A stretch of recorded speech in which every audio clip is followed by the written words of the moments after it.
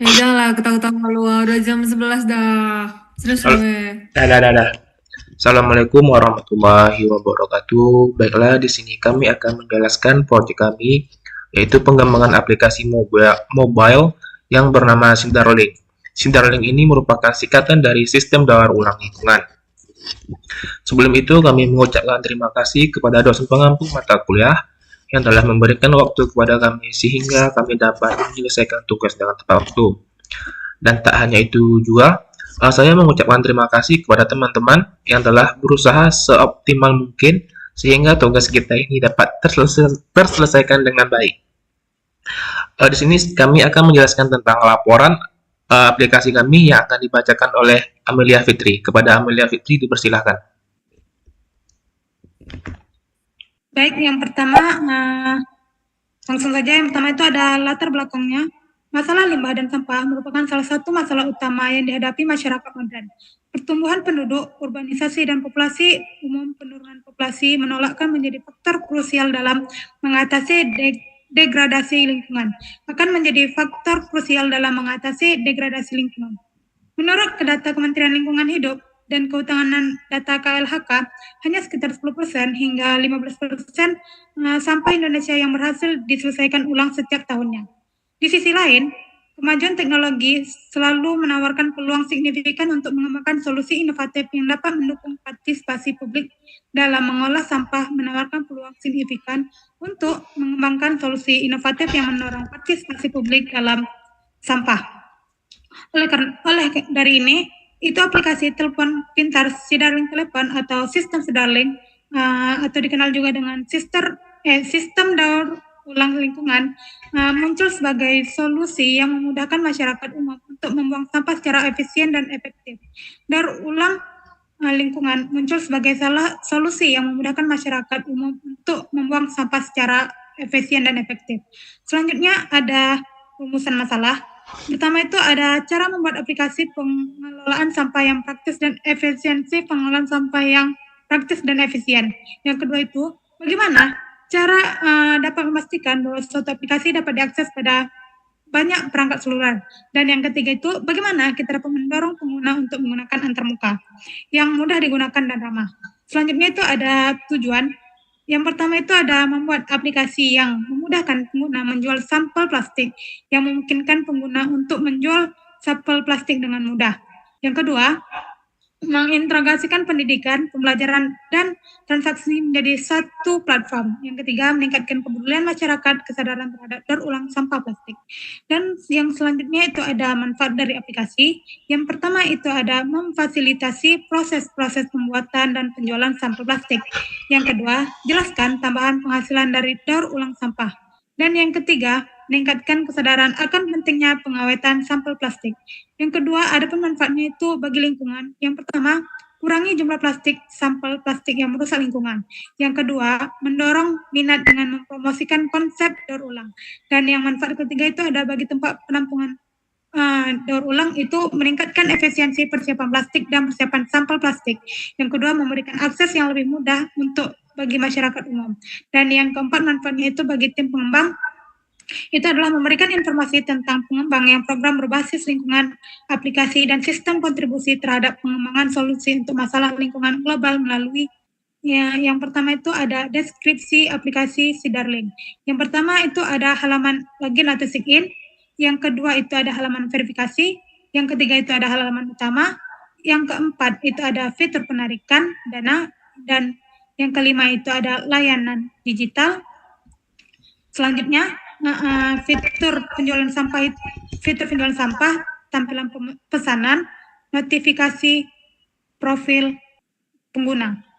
Selanjutnya, di bab 2 ini tentang pembahasan metode pengembangannya.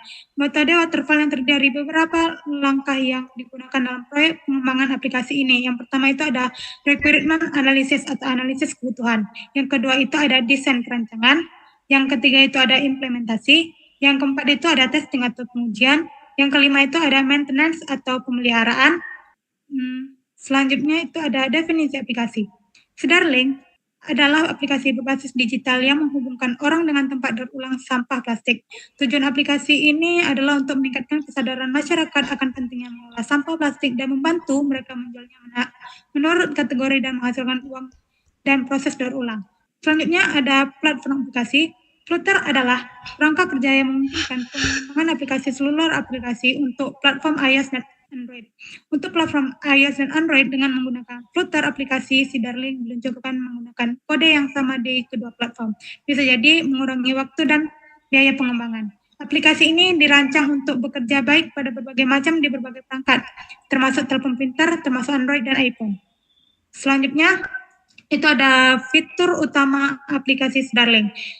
Adapun aplikasi Starling memiliki beberapa fitur utama yang mendukung dan kemudahan dan kenyamanan pengguna dalam mengelola sampah plastik. Antara lainnya, pertama ada pencatatan sampah, yang kedua ada informasi tempat penampungan, yang ketiga itu ada penarikan dana, yang keempat itu ada notifikasi dan pengingat, yang kelima ada artikel edukasi, yang keenam itu ada profil pengguna, dan yang ketujuh itu ada laporan aktivitas, dan selanjutnya ada teknologi dalam penggunaan aplikasi. Itu yang terdiri dari pertama itu ada Flutter, Node.js, Express.js, dan MongoDB, serta API RESTful, si Darling, sistem pembayaran, dan juga Git dan GitHub. Selanjutnya ada manajemen sumber daya. Ini project manajernya ditanggungjawabkan oleh Agung Dermawan, UI UX designer oleh Kevin Alpariza, back-end developernya itu ditanggung jawab oleh Danang Setianugroho, front-end developer itu ditanggungjawabkan oleh Namira Salwa Alifa, dan tester aplikasi ditanggungjawabkan oleh Amelia Fitri. Selanjutnya, analisis kebutuhan itu terdiri dari pengguna pendapat mendaftar dari masuk ke aplikasi, penawaran aplikasi, kemampuan untuk mengkategorikan dan menyimpan sampel plastik. Yang ketiga, menunjukkan lokasi sampah terdekat berdasarkan GPS pengguna. Selanjutnya ada kebutuhan non-fungsional. Yang pertama itu ada aplikasi harus berjalan dengan baik di iOS dan Android. Yang kedua itu waktu respon tidak boleh lebih dari 3 detik untuk setiap permintaan pengguna. Yang ketiga itu ada sistem harus mampu mendukung setidaknya 10.000 pengguna secara kooperatif. Selanjutnya, data pengguna harus dijelaskan untuk memastikan privasi dan keamanan. Selanjutnya ini ada arsitektur aplikasi. Arsitektur si Darling didasarkan berdasarkan arsitektur client server untuk memastikan kinerja optimal dan transfer data yang kinerja optimal dan transfer data yang efisien. Komponen utama dari arsitektur aplikasi adalah sebagai berikut. Yang pertama itu ada client side atau front end. Itu terdiri dari framework, itu Flutter yang digunakan untuk membuat antarmuka pengguna responsif dan platform lintas. Yang kedua itu ada fungsi utamanya itu untuk menyediakan data pengguna, data seperti nilai transaksi dan riwayat lainnya. Yang kedua ada server side atau backend. Itu platform itu terdiri dari Node.js dan Express yang digunakan dalam proses pengembangan untuk menangani migrasi aplikasi dan data. Fungsi utamanya itu adalah menanggapi permintaan front-end, aktifkan otorisasi dan autentikansi pengguna, menyediakan API RESTful API untuk mengoperasikan seperti entry data sampah, entry data lokasi, dan pemrosesan transaksi. Yang ketiga itu ada database. Database utamanya itu adalah MongoDB, digunakan untuk menyimpan data pengguna, data transaksi, data sampel, dan data pengguna aktivitas. Keunggulannya itu adalah kemampuan untuk berskala dan fleksibilitas data tidak terstruktur. Selanjutnya, itu ada integrasi sistem pembayaran. Layannya itu seperti Stripe, terkadang dikenal sebagai Midtrans, dirancang untuk memfasilitasi transaksi keuangan. Fungsi utamanya itu adalah untuk menjelaskan proses pembayaran menggunakan beberapa metode seperti transfer bank dan e-wallet seperti bank dan dompet elektronik. Selanjutnya itu ada infrastruktur hosting. Itu adalah cloud provider. AWS atau Google Cloud digunakan untuk memastikan ketersediaan dan skalabilitas aplikasi. Keamanannya itu seperti sertifikasi, digunakan SSL untuk mengenkripsi komunikasi antara klien dan server. Selanjutnya, ini adalah gambar use case diagram, dan selanjutnya Nah, ini ada gambar data flow diagram, dan selanjutnya ini adalah desain dari prototipe UI atau UX.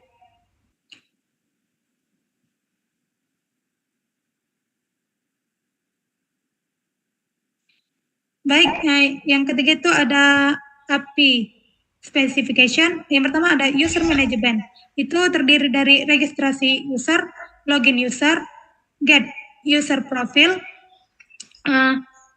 Yang kedua itu ada waste management, terdiri dari get all waste categories, add new waste category atau admin only. Dan yang ketiga itu ada order management yang terdiri dari create new order. Yang kedua ada get user order. Dan selanjutnya itu ada order management yang terdiri dari create new order dan get user order. Selanjutnya itu ada payment integration, itu terdiri dari proses payment, get payment status, dan juga ini adalah gambar dari design entity relationship diagram atau RD. RD ini adalah untuk mendeskripsikan sistem yang terkait dengan si Darling. Berikut adalah penjelasan singkatnya. Pertama itu ada entitas dan atributnya. Pertama itu ada admin. Yang kedua ada entitas dan atributnya. Yang ketiga ada user. Yang keempat ada sampah. Yang kelima ada proses penjualan. Yang keenam ada pengepul. Selanjutnya yang ketujuh ada history. Yang kedelapan juga ada saldo. Dan yang kesembilan itu ada relasi antar entitas, seperti admin ke kelola, user ke proses penjualan ke sampah, proses penjualan ke pengepul, proses penjualan history, user ke saldo, dan pengepul penarikan. Mungkin cukup sekian dari hasil presentasi kami. Terima kasih. Lanjut. Sekian, terima kasih kepada Amelia Fitri telah menjelaskan tentang laporan proyek ini. Sekian presentasi dari kami tutup. Wassalamualaikum warahmatullahi wabarakatuh.